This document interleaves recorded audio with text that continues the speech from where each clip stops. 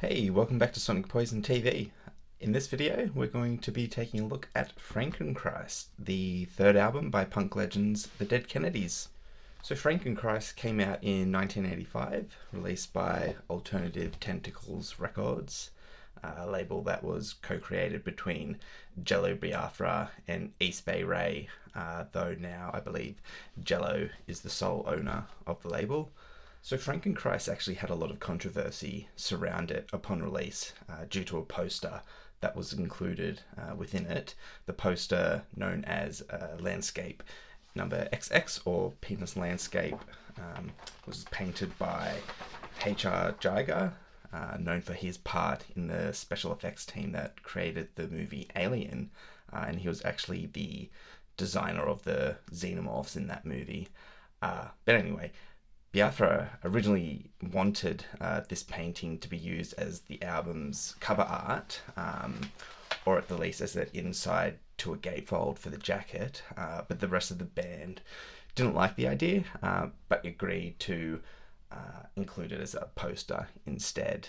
Biafra was actually brought to trial for distributing obscene or harmful material to minors as a result of the poster's inclusion, but the trial didn't result in a conviction, luckily. The band was also sued for the actual cover art they decided to go with, which depicts a number of Shriners driving minicars that you can see here. Shriners are apparently some kind of Masonic society. This again didn't end in conviction against the band. For me, Frankenchrist is a bit of a strange record in that the band kind of shifted away from the frenetic sound that they had produced on their first two records. This is a lot less hardcore, I guess you could say.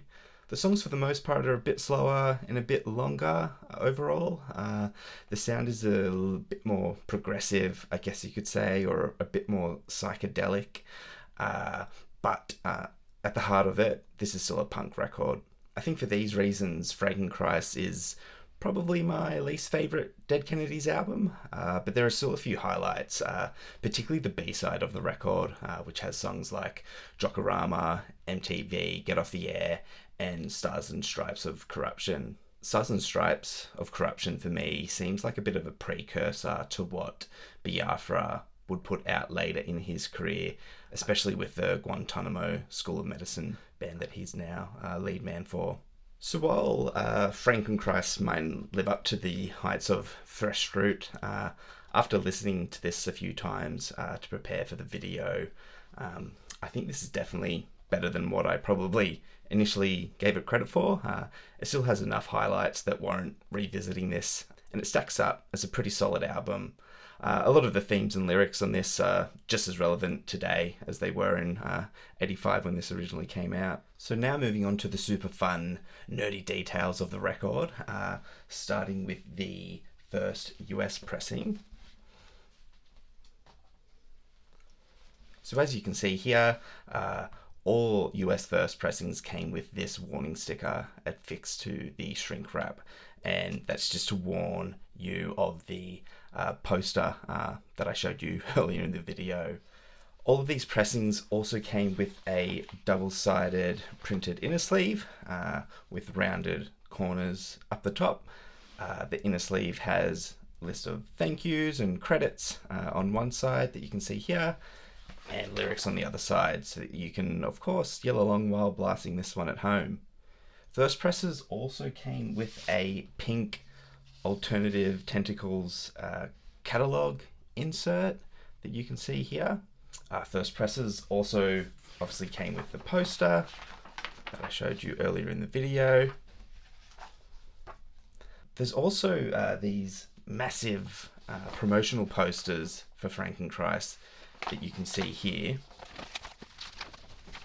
Now, I've tried to do a bit of research on these to see if they originally came with the record or not, but I haven't been able to confirm that one way or the other. I'm not sure if my copy originally came with this poster or if I paired it up with one later down the track, but a few of the copies that I've got here have these, so yeah, they might have just been handed out with some of the copies originally, but yeah, I can't confirm that one way or the other. And for the vinyl itself, first pressings have these darker kind of coloured labels with smaller text for the 45 number there. But yeah, otherwise pretty standard stuff for the record itself. Anyway, this is as complete as a first US pressing can get. Yeah, I'm pretty happy to have like all of the little inserts and stuff here. Yeah, glad to have a really complete copy of this. I've also got here a sealed copy of the original US pressing with the band text stamped onto the warning label. I understand that part of the original US run, towards the end of it, the poster was removed and copies had this band stamp put on top of it to say that the poster's no longer with it, essentially.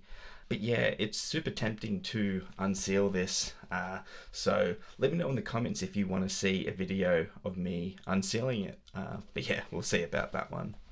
And so I've also got an original German pressing, which is quite similar to the US pressing, in that it comes with a double-sided printed inner sleeve, much like the version included in the US pressing.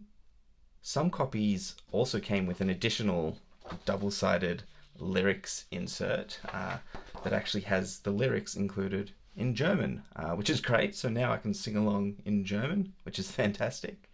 The German pressings also came with the penis landscape poster, you can see there. And yeah, the German pressing also came with the massive promotional poster as well, that you can see here.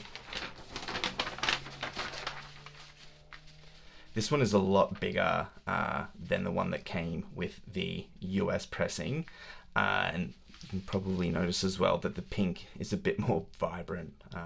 But yeah, these look really good. The vinyl also has different labels, as you can see here. Green text, which looks pretty cool, and then yeah, black and green DK logo on the back. These labels look really cool in my opinion. And again, this is about as complete as you can get with a German first pressing. I really like it when albums come with all this ephemera that you can dig through. Just makes it so much more enjoyable when you're unpackaging the record. I've also got a later US pressing, I think from around 1991, as it comes with a ATR catalog insert for releases coming out in 1991. This is actually quite similar to the first US pressing. You can see it's got the warning sticker. The vinyl also looks really similar to the first pressing.